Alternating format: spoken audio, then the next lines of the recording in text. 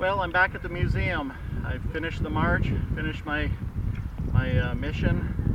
Luckily for me, I don't have to go down to Gettysburg to fight a major battle like the original Confederates did. But I'm thankful I made it all the way to Harrisburg and saw some really interesting places along the way and met some really fantastic people. I'd like to thank some of the people that I met along the way and allowed me to camp on their property. The first night was John and Christine Pruitt down at their horse farm at Eli's Ford. The folks at Graffiti House in Brandy Station, Virginia, they were kind enough to actually open their historic building so that I could actually sleep inside, which just blew me away, to be able to spend the night in a building that was used as a Confederate hospital. Just amazing. Let's see, where was the next one? Brandy Station. The folks at Forest Grove Baptist Church, I don't want to forget about them. They allowed me to camp on their grounds, and they were tremendous, very, very helpful. They had a lot of great stories to tell about local history. That was up on the way to Chester Gap. The folks at the 4-H Education Center in Front Royal, Virginia, allowed me to stay on their grounds, and for that I thank them very much. That was a very pleasant experience. Not only did I get to sleep on a nice patch of comfy grass, I also got to soak my feet in a creek the next morning of crystal clear water, and that was definitely a treat, I gotta tell you. The folks at FM 91.3 down in Winchester, Virginia, I want to thank them for allowing me to stay on the grounds of their former radio station.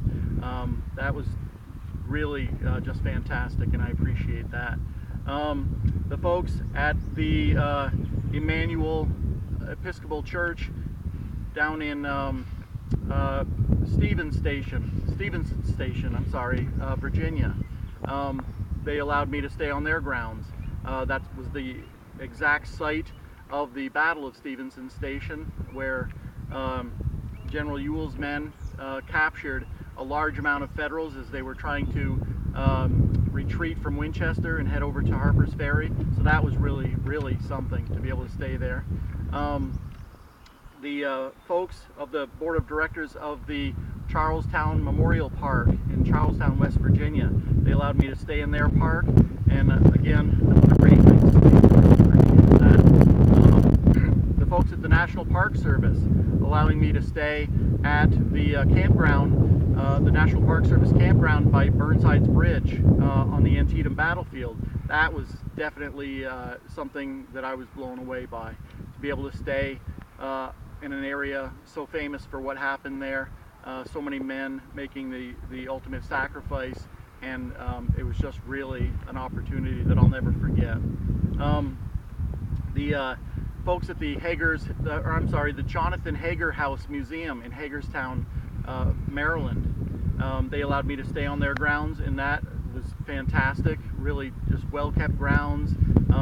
The old house right there, the creek running through, and it's a part of a park system, so there was a lot of people there, knew a lot about the Civil War, so I got some more stories. I'm really stocked up on local Civil War stories. It was fantastic.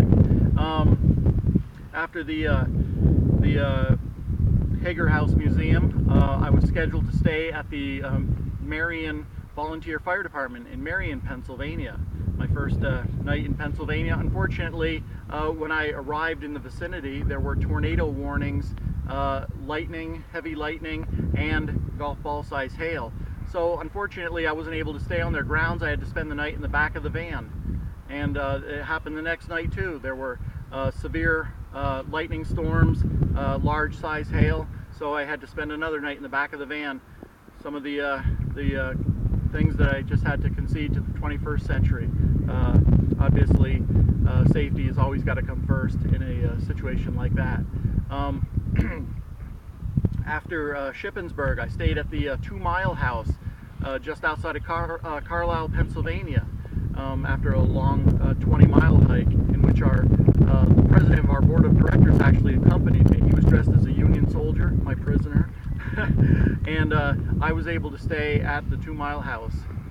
And again, they opened their house to me, and I was able to stay on the floor in one of the rooms, which was just amazing to stay in such a historic house, which was there as the Confederates marched through. So that was fantastic. Last night I stayed at the Peace Church. I was able to stay on their grounds again. A wonderful patch of grass, very comfy. I got a great night's sleep. Our board of directors, some of our members, and also some of the members of their board of directors met me there with a great reception, a lot of handshakes and a lot of fine jobs, and I really appreciated it. That really boosted my spirits. This morning I got an early start, and it's now, I guess, about 11:30, and I'm back at the museum, and my feet are glad of it. Also, I want to thank all the people who supported me throughout, all the people who made donations.